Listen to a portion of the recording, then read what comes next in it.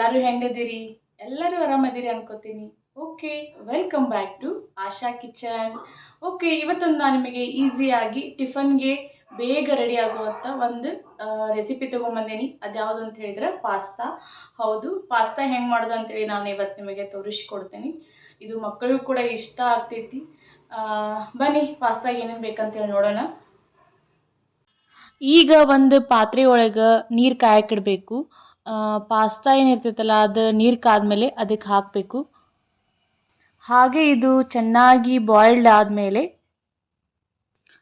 ಒಂದು ಡಬರಿಗೆ ತೆಗಿಬೇಕು. ಜಾಸ್ತಿ ಬಾಯ್ಲ್ಡ್ ಮಾಡಬಾರ್ದು. ಜಾಸ್ತಿ ಬಾಯ್ಲ್ಡ್ ಮಾಡಿದರೆ ಎಲ್ಲ ರಾಡಿ ಆಗಿಬಿಡ್ತೈತಿ ಈ ಪಾಸ್ತಾ. ಸೊ ಅದಕ್ಕೆ ಈ ಥರ ಬಾಯ್ಲ್ಡ್ ಮಾಡ್ಕೋಬೇಕು.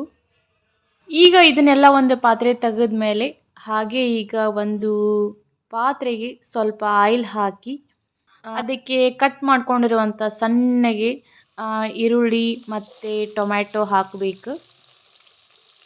ಈಗ ಇದು ಚೆನ್ನಾಗಿ ಫ್ರೈ ಆಗೋ ಮಟ್ಟ ಹಂಗೆ ಬಿಡಬೇಕು. ಈಗ ಇದಕ್ಕೆ ಪಾಸ್ತಾ ಮಸಾಲ ಹಾಕಬೇಕು. ಹಾಗೆ ಸ್ವಲ್ಪ ಅರಿಶಿಣ ಪುಡಿ ಮತ್ತು ರುಚಿಗೆ ತಕ್ಕಷ್ಟು ಉಪ್ಪು, ಹಾಗೆ ಡಾರ್ಕ್ ಸೋಯಾ ಸಾಸ್ ಸ್ವಲ್ಪ ಹಾಕಬೇಕು.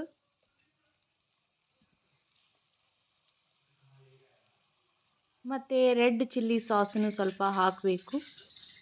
ಬೇಕಂದರೆ ಟೊಮ್ಯಾಟೊ ಸಾಸನ್ನು ಹಾಕಿ ಈಗ ಇದನ್ನು ಸ್ವಲ್ಪ ಚೆನ್ನಾಗಿ ಫ್ರೈ ಮಾಡ್ಕೋಬೇಕು. ಹಾಗೆ ಬೇಕಂದರೆ ವೆನೆಗರು ಹಾಕಿ, ಇಲ್ಲಾಂದರೆ ಸ್ಕಿಪ್ ಮಾಡಿದರೆ ನಡಿತೈತಿ. ಓಕೆ, ಈಗ ಪಾಸ್ತಾ ಏನು ಬಾಯ್ಲ್ಡ್ ಮಾಡ್ಕೊಂಡಿರ್ತೀವಲ್ಲ ಅದನ್ನೆಲ್ಲ ಹಾಕಿ ಈಗ ಚೆನ್ನಾಗಿ ಕೈಯಾಡಬೇಕು. ಓಕೆ, ಈಗ ಬಿಸಿ ಬಿಸಿ ಪಾಸ್ತಾ ರೆಡಿ ಆಯಿತು ನೋಡಿ. ಈ ಥರ ಮಾಡಿ ನೋಡಿ, ಯಾಕಂದರೆ ತುಂಬ ಸಿಂಪಲ್ಲಾಗಿ ಈಸಿಯಾಗಿ ಮಾಡಿ ತೋರ್ಸೀನಿ.